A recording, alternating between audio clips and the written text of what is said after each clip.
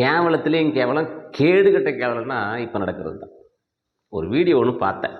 அதில் இந்த இண்டி கூட்டணி இருக்குல்ல, புள்ளி வச்ச கூட்டணி, நொண்டி கூட்டணி, இந்த தலைவர்கள்லாம் வந்து ஒரு கூட்டம் நடத்துகிறாங்க. அந்த கூட்டத்தில் எல்லா கட்சி தலைவர்களும் வந்திருக்காங்க. இந்தியாவில் இருக்கிற எல்லா கட்சி தலைவர்களும். அந்த தலைவர்கள் யார் தெரியுமா?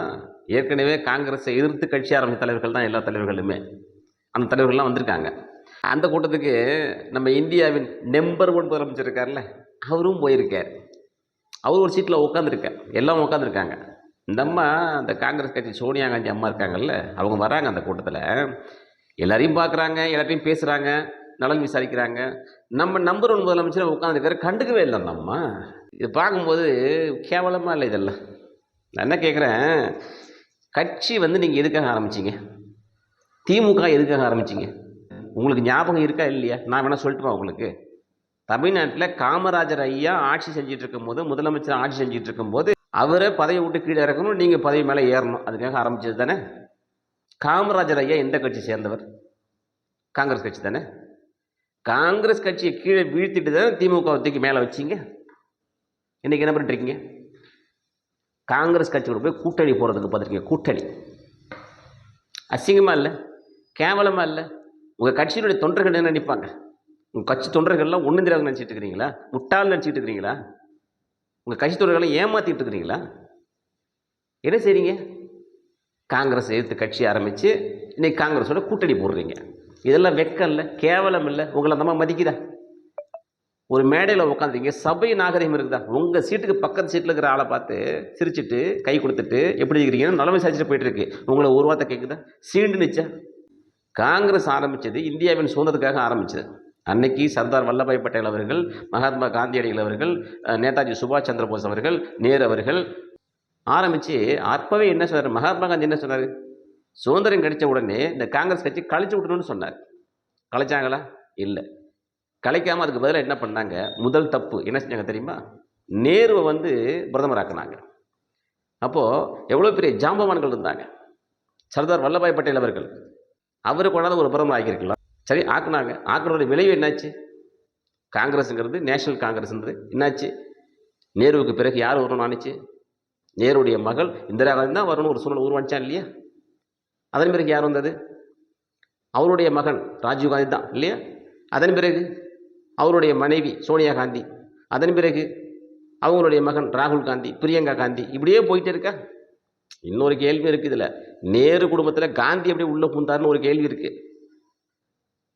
நீ நேரு தானே, உங்கள் அப்பா மோதிலால் நேரு இல்லையா? நீ ஜவஹர்லால் நேரு இல்லையா? அப்படி தானே வரணும், நேரு தானே வரணும்.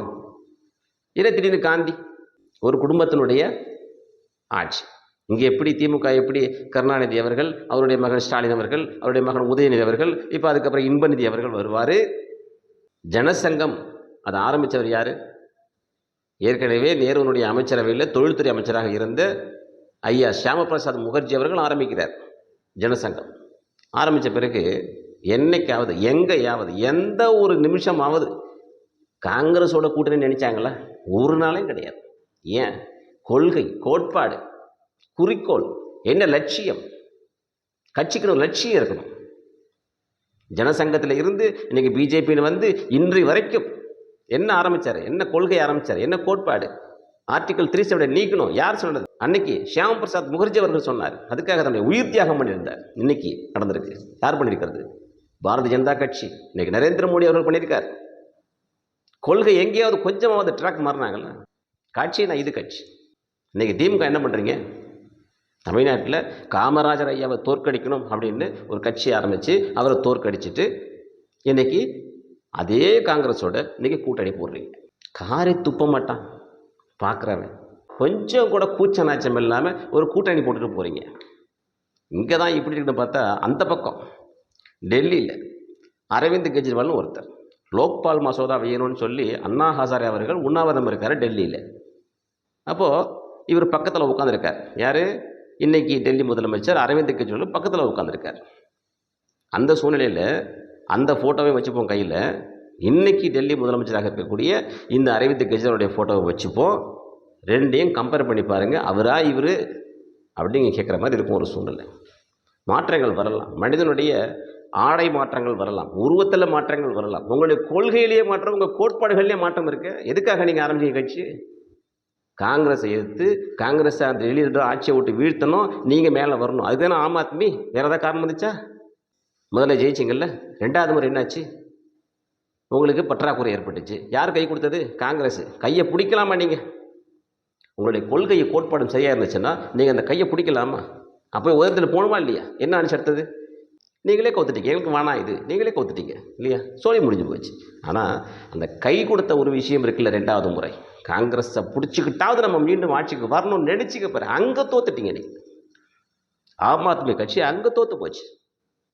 கொள்கை இல்லை. இந்த பக்கம் ஒரு அம்மா மம்தா பானர்ஜி, திரிணாமுல் காங்கிரஸ். காங்கிரஸை எதிர்த்து திரிணாமுல் காங்கிரஸ் கட்சி ஆரம்பிச்சிங்க. இப்போ என்ன பண்ணுறீங்க? இந்த கூட்டணி, இந்த நொண்டி கூட்டணிக்கு இண்டி கூட்டணி பேர் வைக்கிறதே யாரு? அந்த அம்மா தானே. உங்களுடைய கொள்கை என்ன? கோட்பாடு என்ன? எதுக்காக நீங்கள் வந்தீங்க? எதுக்காக ஆட்சியை பிடிச்சிங்க? எதுக்காக நீங்கள் கட்சி ஆரம்பிச்சிங்க? என்ன கோட்பாடு இருக்கு இன்னைக்கு? ஒன்றுமே இல்லை. இன்னைக்கு இந்தியாவில் 99% கட்சிகள் இப்படி தான் இருக்கு. காங்கிரஸை எதிர்த்து ஆரம்பிச்சுட்டு இன்னைக்கு காங்கிரஸோட கூட்டணி போட்டு இன்னைக்கு எப்படியாவது ஆட்சியை பிடிச்சிடணும், எப்படியாவது நரேந்திர மோடி அவர்களை தோற்கடிச்சிடணும், அதுதான் அவங்களுடைய எதிர்பார்ப்பு. பாரதிய ஜனதா கட்சியுடைய வரலாறு சாதாரண வரலாறு இல்லை. ஷியாம பிரசாத் முகர்ஜி அவர்கள் ஆரம்பித்து இன்னைக்கு வரைக்கும் கோட்பாடில் கொஞ்சம் கூட ஒரு எல் முனையளவும் மாறினது கிடையாது. ஒரு எலெக்ஷன் 2 சீட்டு, அடுத்த எலெக்ஷனில் 85 சீட்டு. முடியுமா? ஒரு கட்சியால் முடியுமா? எவ்வளோ பெரிய விஷயம். ஏன்? என்ன காரணம்? கொள்கை, கோட்பாடு. அதுக்கப்புறம் ஆட்சியே பிடிக்கிறாங்க. அடல் பிகாரி வாஜ்பாய் அவர்கள் பிரதமர் ஆகிறார். எப்படி ஆனார்? கொள்கை, கோட்பாடு. இன்னைக்கு நரேந்திர மோடி அவர்கள் முதல் முறை பிரதமர், 2வது முறை பிரதமர், இப்போ 3வது முறையும் பிரதமராக போகிறார். என்ன காரணம்? கொள்கை, கோட்பாடு. கொண்ட கொள்கையில் நீங்கள் சரியாக இருக்கணும், ஸ்டெடியாக இருக்கணும். அதை நீங்கள் மாற்றிக்கிட்டீங்கன்னா நீங்கள் கட்சி ஆரம்பிக்க வேண்டிய அவசியமே இல்லையே. அதுக்கு பேசாமல் காங்கிரஸ்லேருந்து இருக்கலாமே. தமிழ்நாட்டுக்கும் நம்ம கேரளாவுக்கும் ஒரு பார்டர்